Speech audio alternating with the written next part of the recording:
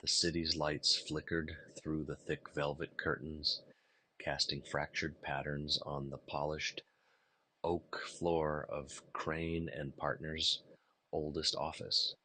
Isabel sat rigid in the worn leather chair behind the antique desk, her fingers tapping nervously against the dark wood. The air was thick with the scent of old paper, dust, and the faint aroma of Richard's cologne lingering in the room. Outside, the metropolis throbbed with restless energy, cars honking, distant sirens wailing, and the muted chatter of late-night wanderers. But inside, time seemed to stand still. Tonight everything hinged on a single, precarious act. Isabel's eyes flicked toward the door as it opened quietly. Richard stepped in, his tailored charcoal suit impeccable despite the long day. His dark eyes held a flicker of fatigue, but also something sharper: calculation, determination. "He's completely oblivious," Richard murmured, setting a heavy folder on the desk. The leather-bound volume thudded with finality. "The old man won't suspect a thing. Tomorrow is the final reading of the will. After that, it's ours to control."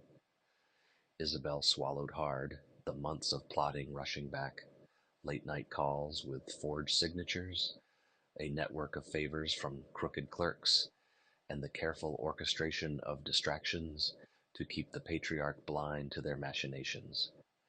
She drew from her purse a thick sheaf of papers, the revised will, precise, unyielding, designed to cut out every other beneficiary. "Tomorrow you file this," she said, sliding it toward him. "No more charity donations, no more nephews or nieces, just me." Richard's lips curved into a cold smile. "And me," he added quietly, his hand brushing hers for a brief, electric moment. Isabel's eyes snapped open, sharp as a blade. "Not just you, Richard. Together, we both win." The room seemed to shrink as Richard leaned closer, voice low and conspiratorial. "Together, then. We'd become ghosts in his legacy, rewriting the family history to suit us." A silence fell between them, thick and heavy, the kind that carries the weight of everything unspoken. She stood then, a slow, deliberate movement that filled the room with silent promise. Her hand found Richard's wrist, gripping it tightly. "When it's done," she whispered, "no one will touch a single penny, and he'll never see it coming." Outside, the city buzzed and roared, unaware that tonight, beneath the surface of power and wealth, a family's fate was being quietly undone. The old study smelled of polished wood and fading memories. The walls, lined with dusty books and portraits of grim-faced ancestors, seemed to lean in closer as the family gathered around the heavy oak table. At the head sat Mr. Crane, his frail hands trembling slightly as he unfolded the yellowed parchment. The flickering candlelight cast deep shadows on his face, etching every line of age and worry. "This is the last will and testament of my late brother, Charles Crane," the lawyer announced solemnly, his voice cutting through the heavy silence. The room held its breath. The family had long expected the inheritance to fall to Edward, Charles's only nephew, a man known for his sharp mind and steadfast loyalty, but the words that followed shattered all assumptions. "In accordance with my final wishes, the bulk of my estate shall be entrusted to a beneficiary named herein as the heir's gift. This individual, whose identity remains concealed until this reading, is to receive all assets, properties, and titles under the condition they fulfill the obligations set forth in this document." Murmurs rippled through the room. Isabel's eyes narrowed. Richard clenched his jaw. The unexpected clause was a bombshell. The lawyer continued, revealing a sealed envelope marked with an ornate crimson wax seal. "This letter contains the identity of the beneficiary. It is to be opened only now." With deliberate care, Mr. Crane broke the seal, revealing a folded note. The family leaned forward as he read aloud. To those present, the heir is not Edward, but one yet unknown to this assembly. A name I have safeguarded for reasons beyond explanation. This secret shall be revealed only to those who seek it with rightful intent. Edward's face drained of color. Isabel smiled faintly, her mind racing with possibilities. Who could this be? Whispered Margaret, the oldest family member, clutching her pearls. The room fractured into whispered theories, each more desperate than the last. The shadows of suspicion fell on everyone, friends, foes, and strangers alike. Isabel glanced at Richard, their alliance suddenly more crucial than ever. This mystery was a new game, and the stakes had just been raised. Outside, the autumn wind rattled the window panes, as if the house itself trembled under the weight of secrets yet to be uncovered. The storm arrived that night without warning, a restless wind tearing through the ancient oaks that lined the Crane estate. Rain lashed the windows like a thousand impatient fingers. Inside, the family drifted through the halls, each lost in thought, glancing over their shoulders as if the house itself might whisper the hidden heir's name.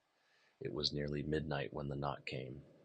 3 slow, deliberate raps on the heavy front door that echoed down the marble foyer like the toll of a funeral bell. Isabel, already awake, crept to the landing above the grand staircase and peered down. In the flickering gaslight she saw the butler, Mr. Wren, stiff-backed and wary, hesitate before unlatching the lock. On the doorstep stood a man no one recognized. His coat was soaked through, rain dripping from the brim of his battered hat. He carried nothing but a leather satchel and the air of someone who had come too far to turn back. "May I help you, sir?" Mr. Wren asked, voice strained with the forced politeness of old houses and older secrets. The stranger lifted his head. His eyes were dark, sharp.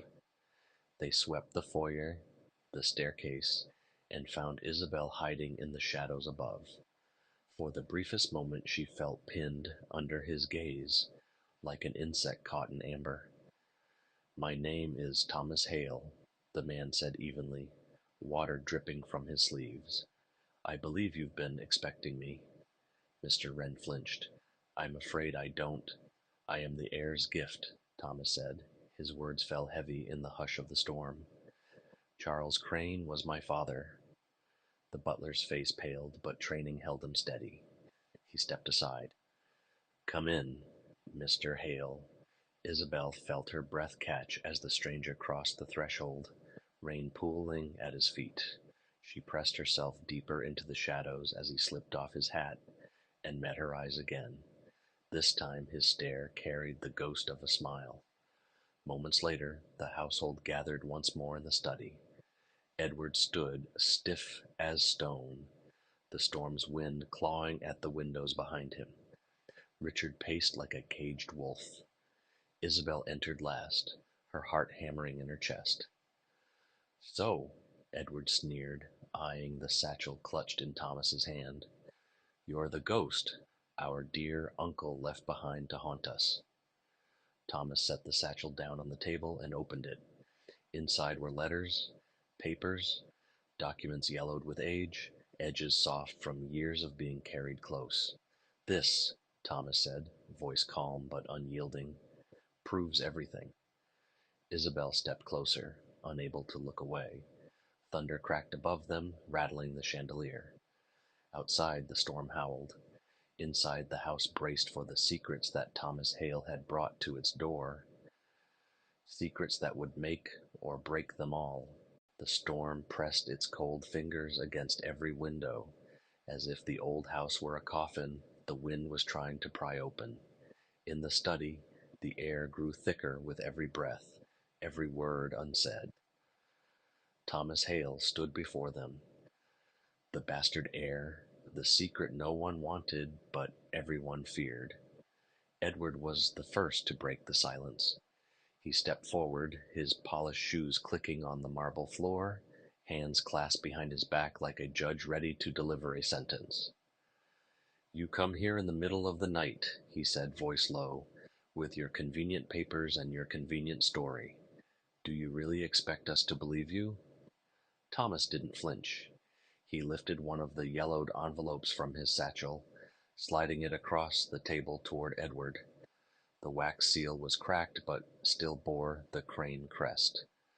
A raven perched on a crown. "Read it," Thomas said evenly.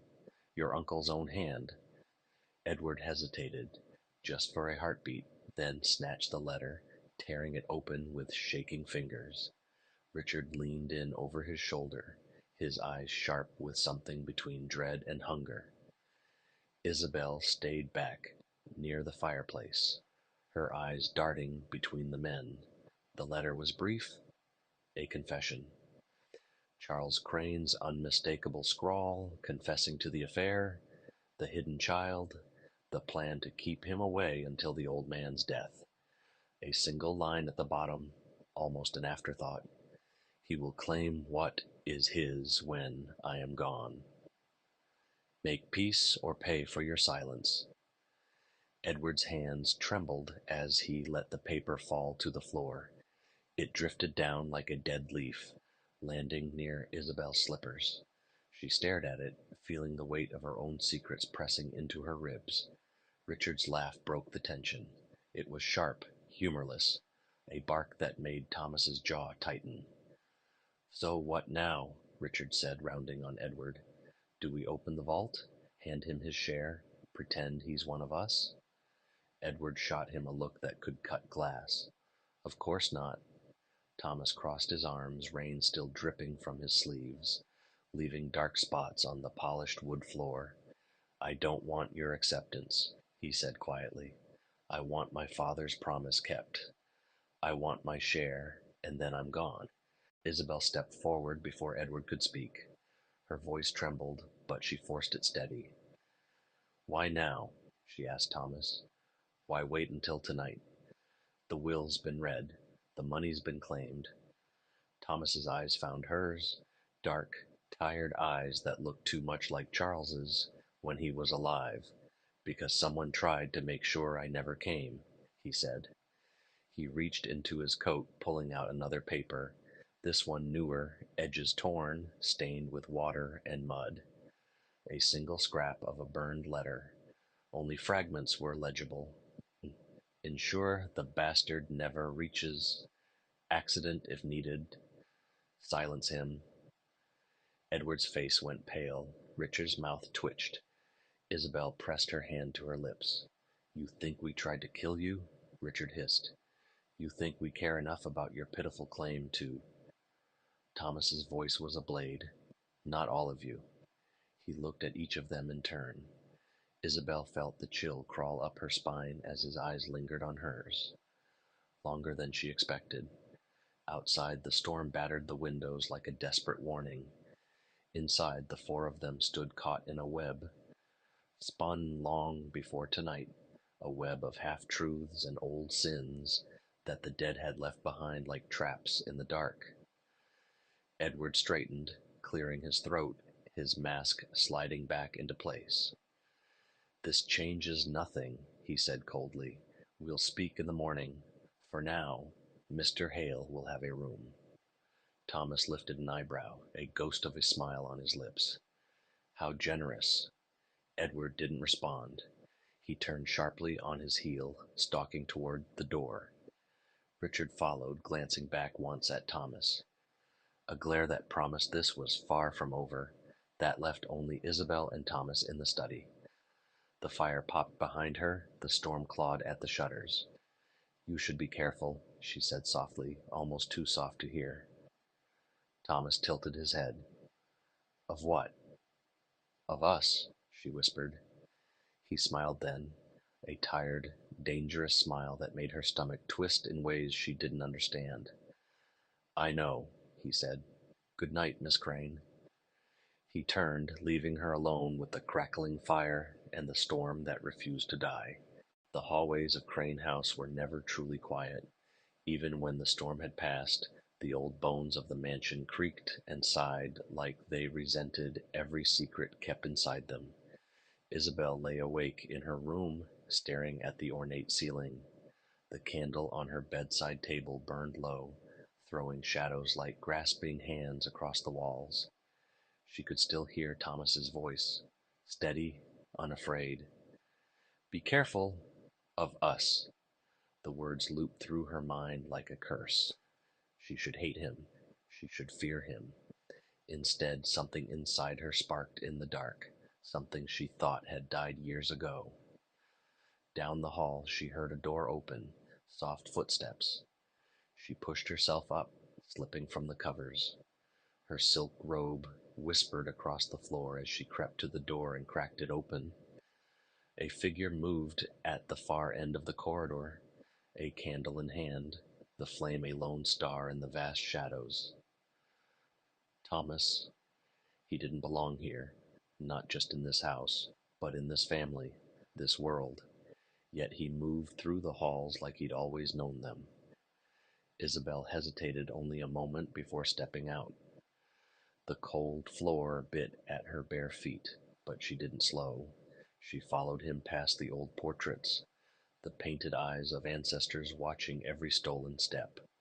She found him at the door to the east wing, the part of the house they never used. It was sealed decades ago after a fire had blackened half the hallway. But Thomas stood before the charred door, one hand pressed against the scorched wood, as if feeling for a heartbeat beneath the ashes. "What are you doing?" she whispered.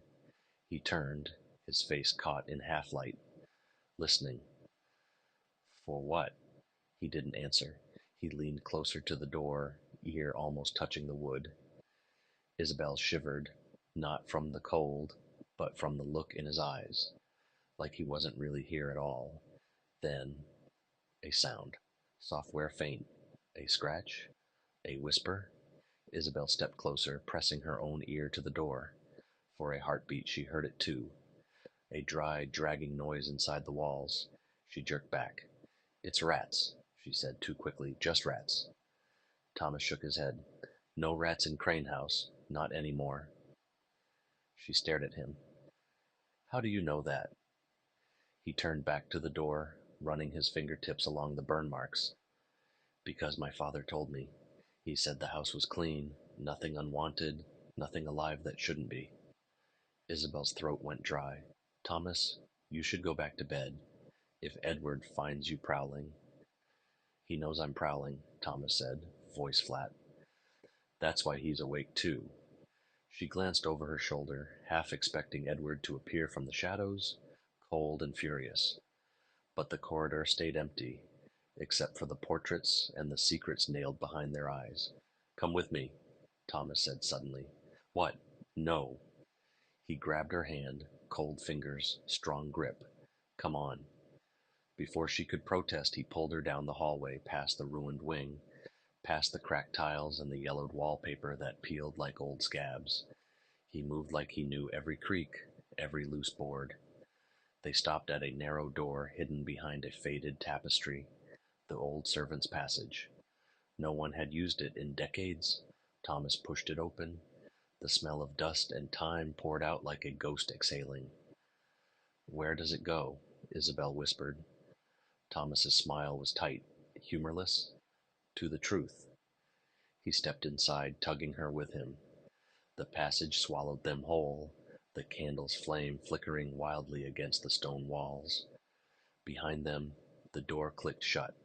The house creaked, and the scratch behind the east wing door kept whispering secrets to the dark.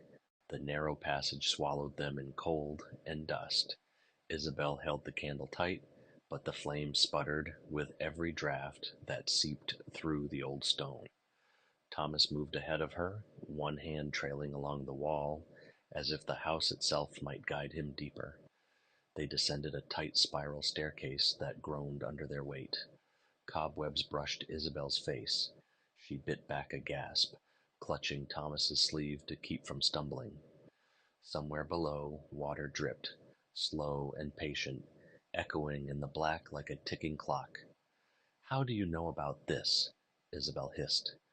Her voice seemed too loud, bouncing off the stone. Thomas didn't look back. "Because I've been here before." "When? How?" "Edward Edward brought me here when I was 12, Thomas said, his tone flat. "He said every Crane man must know what roots him, what feeds him, what rots him." They reached the bottom step. The narrow passage opened into a hidden cellar, older than the rest of the house, its walls built from rough stone, slick with moss. The air was thick and wet, carrying a scent that turned Isabel's stomach, mildew, earth, and something sweet underneath, like rotting flowers. In the center of the cellar stood an old well, its stones black with age, the rope long gone. Thomas circled it slowly, his candle throwing jagged shadows across the walls. "My father stood right here," he murmured. "He made me look inside." Isabel stayed near the stairwell, hugging herself against the chill. What was in it? Thomas met her eyes, the candlelight trembling between them. Nothing and everything.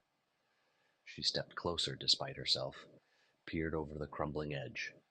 The darkness inside was absolute, a throat cut into the earth, swallowing the flicker of her flame without a trace. "Edward keeps it dry now," Thomas said. "But back then, it was wet. Things lived down there. Things he said fed the family line." Isabel flinched. "Stop, you're trying to frighten me?" Thomas's laugh was short, mirthless. "Am I? You married a Crane, Isabel. You should know what that means." She felt anger rise, sudden and desperate. "Stop talking in riddles. If you know something about Edward, about me, say it." Thomas leaned against the well, studying her like a puzzle he was tired of solving. "You want the truth? The truth is, there's rot in these stones, in the walls, in the blood. Your husband didn't bring me back here because he trusts me. He brought me back to bury something for him." Isabel's heartbeat thudded in her throat. "Bury what?" Thomas's gaze dropped to the well. "Evidence, or a body. Depends on how much you keep pretending not to see." She stepped back, her heel scraping stone. "Number no. You're lying." "Am I?" Thomas pushed himself upright. He crossed to her in 2 strides, stopping inches away. "What do you think he'll do when he finds out you've been following me down here? You think he doesn't know? He always knows." She wanted to push him away, but his nearness pinned her in place. "Why tell me this?" Thomas's breath brushed her ear, warm, ragged. "Because you need to run, Isabel, before he decides you are part of the rot too." He stepped back. The cellar seemed to breathe with him, the shadows leaning in. Isabel lifted the candle higher, desperate for warmth. "Come," Thomas said. He grabbed her wrist, pulling her back toward the stairs. "I'll show you what he's hiding in the east wing, then you can decide whose side you're really on." As they climbed, the well behind them seemed to hum, a low, wet whisper that promised it would hold whatever secret the Cranes needed buried next. Up the stairs the house waited, and somewhere behind the sealed door, the scratching sound returned, hungry and patient. They crept through the east wing at midnight, when the rest of the house slept under the heavy hush of secrets. Isabel's bare feet whispered over the cold floorboards, her candle held close to her chest. Thomas moved ahead, his shadow stretched monstrous by the flickering light. The corridor smelled stale, a place forgotten by warmth or sun. The wallpaper peeled in long strips, exposing old plaster that looked like flaking skin. Isabel shivered at the thought. They stopped before a door at the very end of the wing. It looked no different from the others, plain, with an old brass handle dulled by decades of disuse. But the air here was colder, the silence thicker. Thomas turned to her. His eyes, so carelessly amused hours before, were now sharp with something harder. "You still want the truth?" he asked. Isabel swallowed. Her throat felt tight. "Open it." Thomas didn't hesitate. He slipped a rusted key from his pocket, one Edward had probably never meant for him to keep. The lock turned with a reluctant clunk that seemed to echo down the hall. He pressed his palm against the wood, pushed. The door swung inward with a sigh. Inside, the room was no bigger than a nursery. Dust floated in the candlelight like lazy ghosts. Heavy curtains covered a single window, trapping the stale air. But it was the smell that made Isabel flinch, a cloying mix of mildew, old books, and something sweeter underneath, something spoiled. She stepped inside, her candle lighting up the forgotten space. Shelves lined the walls, filled with boxes, old trunks and rows of thick ledgers with cracked spines. In the corner sat a small iron bed, its mattress bare, stained in patches that looked suspiciously dark even in the flickering light. "What is this place?" Isabel whispered. Thomas didn't answer right away. He crossed to the shelves, dragging a finger over the spines until he found what he wanted. He pulled out a ledger, its cover flecked with mold. "Your husband keeps records," Thomas said, voice low, "of debts, of favors owed, of what's hidden under these floors." He flipped open the book, its yellowed pages crammed with lines of neat handwriting. Names, dates, sums, but Isabel's eyes caught on the notes scribbled in the margins. Single words: "Hush, sister, remove." Her stomach turned. "These are people." Thomas nodded. "People who knew too much, or didn't do what Edward wanted. He pays, he keeps them quiet, or he buries them when they stop being useful." He tossed the ledger at her feet. Dust puffed up as it hit the warped floorboards. Isabel stared at it, frozen. "And here?" She gestured to the stained bed. Her voice felt like someone else's, thin and cracking. "Who slept here?" Thomas looked at her, his eyes almost pitying. "You really don't know?"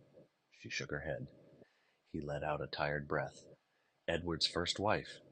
Isabel recoiled as if he'd struck her. "Number." "He said she died in Florence." Thomas's mouth twisted. "She did, but not where the papers say. She lived here for a year before that. Locked up, when she started asking too many questions about the family accounts, about what's under the cellar." Isabel's knees threatened to give out. She gripped the edge of the bed to stay upright. Her fingers touched the old iron frame, cold as bone. She forced herself to meet Thomas's eyes. "Why are you showing me this?" "Because you think you're different," he said softly. "You think because you smile and keep his bed warm, you're safe. But you're not. None of us are." A floorboard creaked in the hall. They both froze. Thomas snatched the candle from her hand, snuffed it out with a hiss of his fingers. Darkness swallowed the room, but Isabel could still hear it. A second pair of footsteps approaching the door. Then a voice, smooth, calm, deadly. "Isabel?" Edward, her name on his tongue, made her flinch harder than any slap. Thomas grabbed her wrist, pulling her behind the open door just as Edward stepped inside. He held up a lantern, its warm light chasing the shadows into the corners. He looked around the room, the bed, the open ledger on the floor, the footprints in the dust. His eyes narrowed. "Isabel, come out." Thomas's breath was hot at her ear. "Don't move," he mouthed. Isabel pressed a hand over her mouth to stop herself from sobbing. Edward stepped deeper into the room. His shadow stretched across the floor, reaching for them. Thomas's grip tightened. Isabel's pulse thundered so loud she thought surely Edward could hear it. Outside, a branch scraped the window. a dry, brittle whisper that sounded too much like a promise. Run while you still can. Edward's shadow lingered in the doorway like a threat made flesh. The lantern light flickered, catching on the beads of sweat at his temple, the edge of the polished revolver tucked into his belt. He was calm, too calm, the way a storm feels before it splits the sky. Isabel. His voice drifted through the stale air, gentle, coaxing. Come here, my dear, there's nothing to fear. Isabel's back pressed hard against the cold wall. She could feel Thomas's heartbeat hammering through his sleeve as he held her tight behind the door. His breath brushed her ear, steady, though his grip betrayed the tremor beneath. Edward stepped further into the room. His boots cracked over the warped floorboards. He stooped to pick up the ledger Thomas had dropped. He thumbed through its pages with the casualness of a man reviewing an old recipe, familiar, harmless, practiced. Then he spoke, softer now. I remember when I first wrote these names, so much noise in those days, everyone wanting a share, everyone whispering when they thought I wouldn't hear. He closed the book with a snap. The sound echoed against the cracked walls. I protected you, Isabel, he called out, voice still gentle. But his eyes roamed the corners of the room, sharp as razors. I gave you this house, this life. I buried every threat before it touched you, and now you creep through my halls like a thief. Thomas's grip tightened at her wrist, a silent warning. Not yet. Isabel's knees ached from crouching, but the fear rooting her there was stronger than any pain. A bead of sweat slipped down her spine. Edward turned, sweeping the lantern's glow across the shelves, the dust, the empty bed. For a breathless moment his eyes skimmed the shadows behind the door, but passed on. He sighed. The sound was too calm to be real. Thomas? His voice slipped through the darkness like silk. You think I didn't know? I always knew. From the first day you walked into my study, the way you looked at her. Thomas stiffened behind her. His breath caught. Edward stepped closer, one hand on the ledger, the other drifting toward the revolver at his hip. He didn't draw it. Not yet. The threat was enough. You should have stayed loyal, Thomas. You should have stayed useful. Like all the rest. He turned back toward the door. For a heartbeat, his eyes locked with Isabel's. She felt it, a cold blade sliding into her spine. He knew. He'd always known. Then Thomas moved. Fast. He shoved Isabel sideways, sending her sprawling into the old mattress. Dust billowed up in choking clouds as she scrambled to her feet. Thomas lunged at Edward, shoulder first, knocking the lantern from his hand. It crashed to the floor, glass shattering, flame flaring for a breath before dying under the weight of spilled oil and dust. Darkness swallowed the room. A grunt, the scrape of boots, flesh on flesh. Isabel groped for the ledger, her mind screaming for something, anything, to fight with. Her fingers closed on the iron bedpost instead. She wrenched it free with a screech of rusted bolts. In the blackness, Thomas's voice, hoarse, gasping. Run, Isabel, run! But she didn't run. She swung. The bedpost connected with something solid, a crack, a muffled curse. Edward stumbled, but his hand found Thomas's collar. The two men slammed into the shelves, boxes tumbling to the floor. Isabel backed away, chest heaving. She could see them only in flashes. Edward's teeth bared, Thomas's eyes wild. Then the revolver glinted. A shot split the dark. Wood splintered behind her head.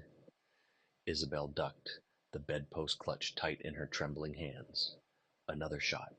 Thomas's grunt. A thud. Silence. Edward's breathing filled the room, ragged, furious. Isabel. He stepped closer. She could see his shape now, framed by the weak moonlight leaking through a torn curtain. She raised the bedpost again. Her arm shook. Edward laughed. Soft, breathless. My darling, look at you. Just like her. Her mind flashed to the stories. Edward's first wife, locked away behind this very door. The stains on the mattress, the names in the margins, no more. Isabel swung again, once, twice, a third time. She didn't feel the bedpost slip from her hands, didn't hear Edward fall, only her own breath, raw, tearing through her throat. Thomas groaned somewhere near the shelves. She crawled to him, fingers fumbling for his pulse. Still there, weak, but there. She pressed her forehead to his. We're not done, she whispered. We're not buried yet. Somewhere above them, the house creaked. An old thing, tired of keeping its secrets. And in the sealed room, Isabel Carver, the woman who should have been next in line for the ledger, began to plan her own ending. The cellar was a tomb. The echoes of Isabel's ragged breathing bounced off the stone walls, like whispers from every ghost Edward had buried under his empire. Thomas lay slumped against the toppled shelves, his shirt dark with blood at the shoulder, breaths sharp and shallow. Outside the broken door, the rest of the house loomed. 3 floors of creaking boards and locked rooms, all of it still theirs, if they could just reach the front door alive. Isabel pressed her palm to Thomas's wound. Warm blood leaked between her fingers, sticky and real. He winced, but didn't pull away. His eyes fluttered open, finding hers in the thin slice of moonlight slipping through the busted lantern glass. You need to go, he rasped. Leave me. He's not dead. He never dies. Isabel shook her head so violently her teeth clacked. Don't you say that. Don't you dare. She leaned close, listening for footsteps above. Nothing yet, but in this house, silence was never safety, only the coiling breath before the strike. She crawled to Edward's revolver, half hidden beneath the broken shelf. Cold steel, half loaded. It weighed nothing and everything in her trembling hands. Thomas's voice cracked the silence. You won't make it dragging me. I'm not dragging you. She braced her shoulder under his good arm. He groaned as she hauled him upright, the sound biting into her heart sharper than any bullet. I'm walking you out. They staggered toward the door, each step a fresh agony. Dust floated through the lantern's shattered glass like ash in the moonlight. In the corner, the ledger lay open. Edward's neat script, his kingdom of secrets now bleeding into the dirt. A floorboard creaked above them, heavy, slow, a groan of old nails under familiar boots. Isabel froze. Her mind raced. The back stairs, the garden door, the hidden passage behind the study. Every path Edward had taught her to fear, now lit up in her mind like a map drawn in blood. She leaned Thomas against the cellar doorframe, their breath mingling in the cold draft. Listen to me, she whispered. When I say run, you run. Don't think. Don't look for me. Just keep moving. His laugh was a ragged cough. And you? She brushed his lips with her fingertips, tasting old promises they'd whispered in shadows. I'll be right behind you, up the steps, one at a time. The revolver led the way, muzzle first, breath second. The hallway beyond gaped like a throat waiting to swallow them whole. The study door swung open.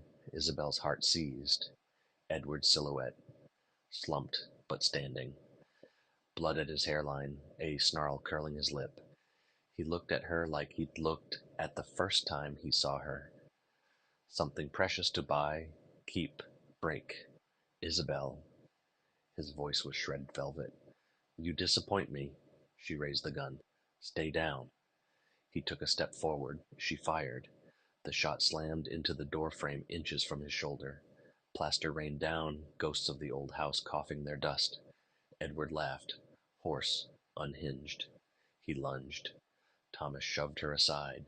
His good arm swung wide, catching Edward at the ribs. The two men crashed against the wall, portraits falling, glass shattering. Isabel scrambled for the gun, her knees slipping in the broken frame's shards. She found it, just as Edward twisted, driving Thomas down hard.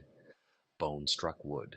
Thomas gasped, a sound that would echo in Isabel's dreams long after this night.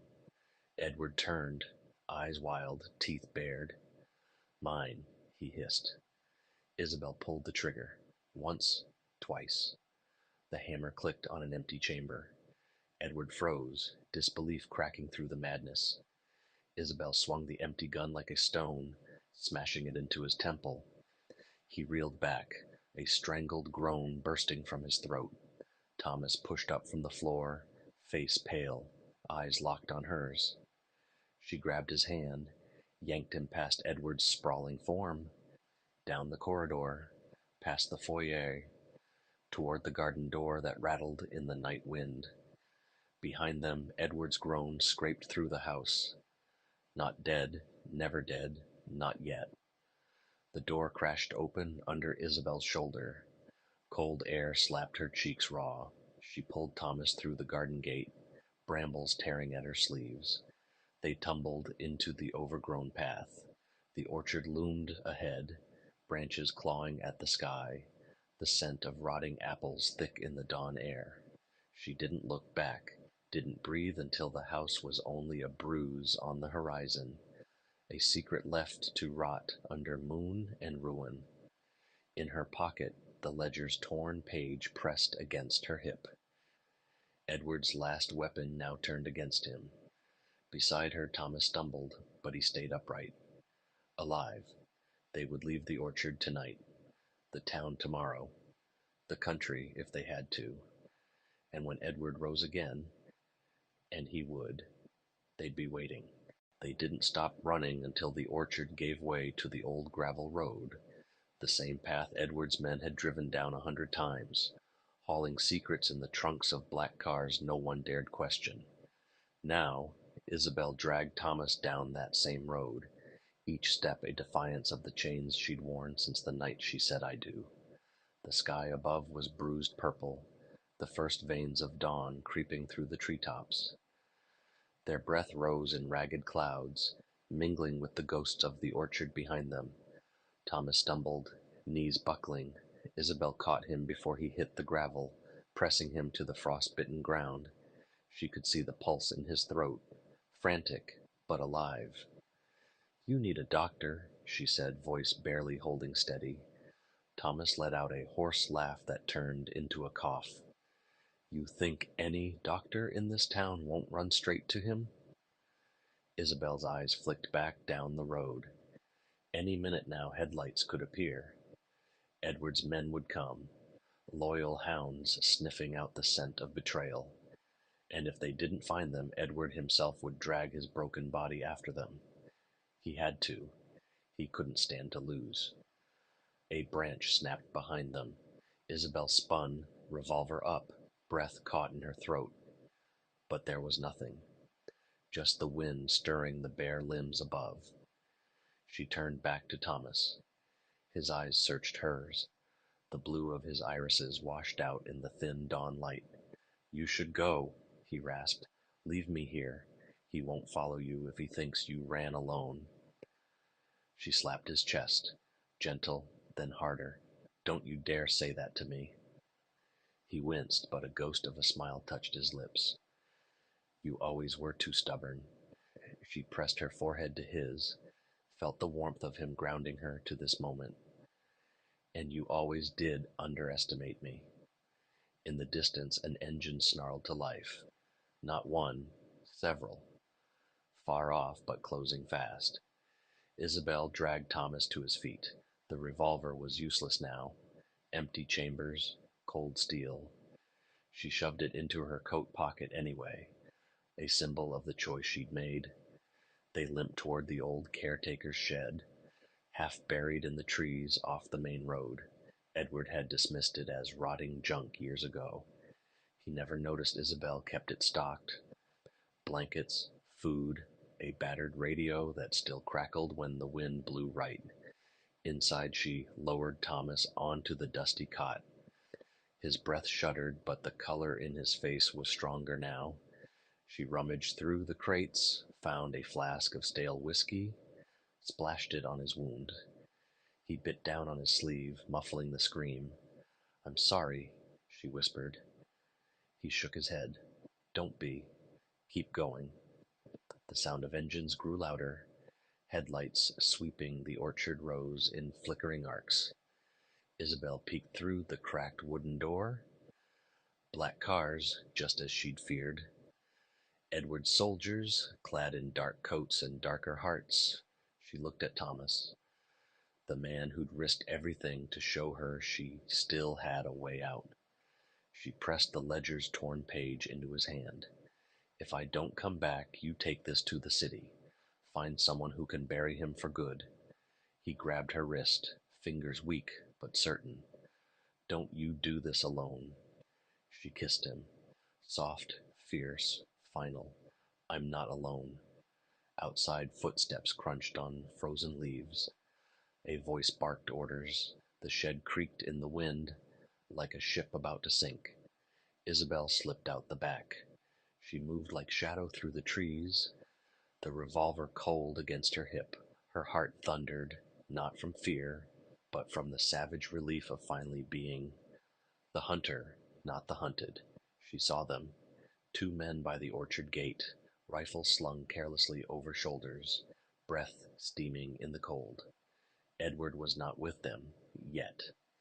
She stepped out of the trees. The first man turned. Surprise flickered across his face.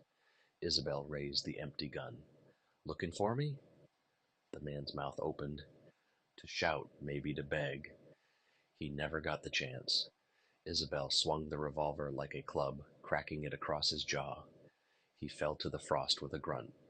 The second man lunged, too slow. Isabel spun, driving her knee into his gut. He doubled over. She grabbed his rifle, turned it in her hands like she'd done 100 times in secret training Thomas had given her in the garden, while Edward drank himself blind. "Tell Edward," she hissed into the man's ear. "His reckoning is coming." She slammed the rifle butt into his temple. He crumpled beside his partner, the orchard gate wide open now. Behind her the dawn bled gold through the branches. Somewhere back in the shed Thomas waited, wounded but alive, holding the proof that would end this reign of rot. She slipped into the trees, rifle warm in her grip, eyes locked on the distant house where Edward waited, waiting for a wife who was done waiting for him. Tonight she would burn his empire down, and when the smoke cleared, he'd see her standing in the ruins, free and finally unafraid. A year later, the orchard is nothing but a graveyard of blackened trunks and tangled vines. After that night the fire spread so fast no one could say who set it. Lightning, some claimed. Sabotage, muttered the loyal few who still dared whisper Edward's name. But Edward himself vanished like smoke. No body, no grave, just rumors. Some say he fled south with a suitcase of cash and a fresh passport. Others claim Isabel buried him in the same cellar where he'd once locked away her freedom. The truth, like the ashes, scattered on the wind. Far from the orchard's ruins, on a crumbling dock overlooking the sea, Isabel stands wrapped in a borrowed coat. The wind claws at her hair, salty and sharp. Beside her, Thomas leans on his cane. The bullet wound in his side healed to a tight, aching scar. He never asked her what she did that last night. She never offered it up. Behind them, inside the small, weathered house they now call home, Emma sleeps, curled beside her little sister, girls with new names and no memory of dark basements or orchard gates. To them, Edward is just a ghost story their mother doesn't tell. Isabel grips the old revolver, now pitted with rust. She turns it over in her hands, feeling the cold bite of the steel, the weight of all the choices it made her strong enough to carry.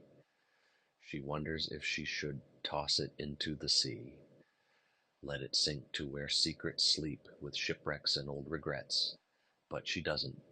She lays it on the dock beside her, lets the waves spit salt spray over it. A relic, like the orchard, like Edward, like the woman she used to be. Thomas shifts beside her, his shoulder brushing hers. He slips his hand into hers. Rough palms, warm skin, the kind of touch that doesn't take but gives. Cold, he asks. She smiles. Small, real. Not anymore. They stand like that as dawn bleeds across the sky, washing the world clean and new. The past doesn't vanish. She knows that now. It lingers in the scars, the nightmares, the edge in her voice when the door creaks in the middle of the night. But here, on this battered dock above the restless sea, she owns her story, all of it. And for the first time in years, Isabel believes in the gift of her own survival. Tomorrow, they'll paint the house, fix the roof, teach the girls how to swim in the shallow surf. There will be storms, of course. There always are. But there will be mornings too, bright and sharp as the wind off the water. Beside her, Thomas squeezes her hand once, a promise that doesn't need words. The waves crash below, hungry for secrets. But Isabel turns away, back to the warm light spilling from the house, back to the life she chose, back to the family she rebuilt from the ruins. And behind her, the gun stays on the dock, a ghost rusting in the salt air, powerless now to haunt her ever again.